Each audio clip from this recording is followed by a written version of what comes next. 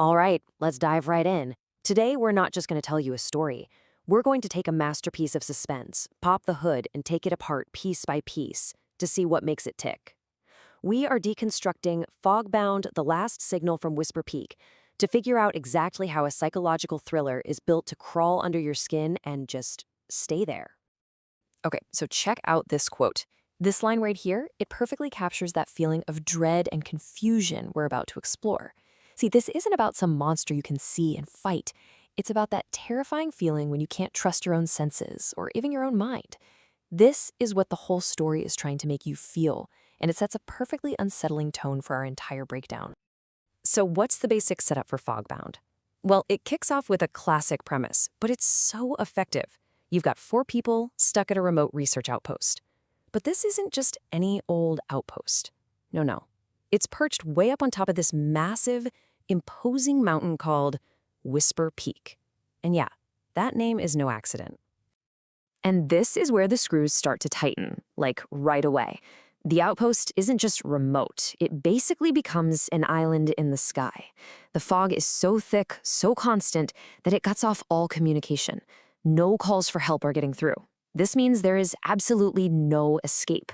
Not from the mountain, and more importantly, not from each other. Okay, so let's peel back the first layer of pressure here, the external threat. In most stories, the setting is just, well, it's just the background, right? But in Fogbound, the environment of Whisper Peak is designed to be a hostile, active force.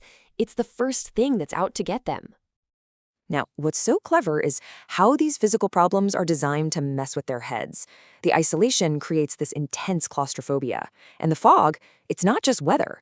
The story calls it a suffocating blanket, which is just, wow. It's actively trying to disorient them and choke them off from the world.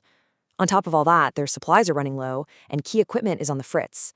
Every single element is a direct attack on their ability to survive. So here's the key takeaway, the big idea. Whisper Peak is not just a place. It's what we call an active antagonist. The mountain and its fog are relentlessly isolating, tormenting, and trapping these characters. It's a character in its own right, and it's the bad guy. Its only job in this story is to break them. So you've got this crushing physical pressure, right? But now the story adds another layer. And honestly, this one might be even worse. This is where the story starts to mess not just with their safety, but with their whole perception of reality. We're talking about the central ambiguity. And this is where the storytelling is just brilliant. Look at this. On one side, you've got stuff that, could totally be real. The mountain is known for weird weather, strange geological readings, stuff a scientist could probably explain away. But then you have what's actually happening to our characters. Weird lights in the fog, sounds that sound like whispers, equipment that just fails for no reason. The mountain's natural weirdness provides the perfect, plausible cover for something way more sinister. It makes it impossible for them and for us to know what's real. And as if that's not enough to deal with, the story starts dropping these little breadcrumbs, clues about a hidden history. Was this outpost built on sacred ground? Did something awful happen here a long time ago? Or, and this one gives me chills, is some old secret government experiment starting to wake back up? They're finding old logbooks and weird schematics, making them wonder if the danger isn't new at all, but something ancient, buried in the mountain's past.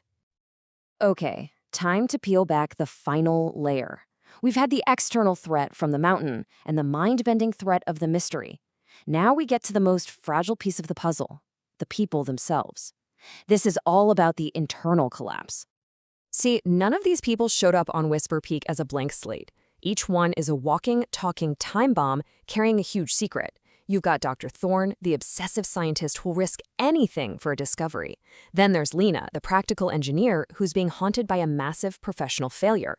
Mac, the tough, experienced mountaineer, has a tragic personal connection to this exact mountain.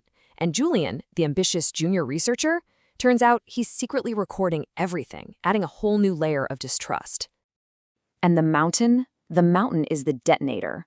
All that relentless pressure from the environment and the mystery, it forces these secrets out into the open. And the second that happens, boom, paranoia just explodes. Nobody trusts anyone, alliances shatter, and the characters, who were already victims of the mountain, start turning on each other. The group starts to eat itself alive. So we have these three layers, right? The hostile environment, the creepy mystery, and the character's own fractured psychology. How do they all lock together to create this perfect storm of terror? Let's put it all together. The best word for what Whisper Peak becomes is a crucible. You know, like in a chemistry lab, that little bowl you use to heat things up to extreme temperatures until they melt down or change completely. That's Whisper Peak. It's this container of insane pressure that takes the fog, the history, the secret, and the paranoia and forges them all together into pure, uncut nightmare fuel. And what this all boils down to is a really powerful idea. You can't separate the threat outside from the threat inside. They become mirrors of each other.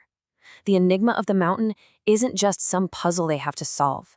It's a giant mirror reflecting their own inner demons, forcing them to finally confront the darkness they brought up the mountain with them.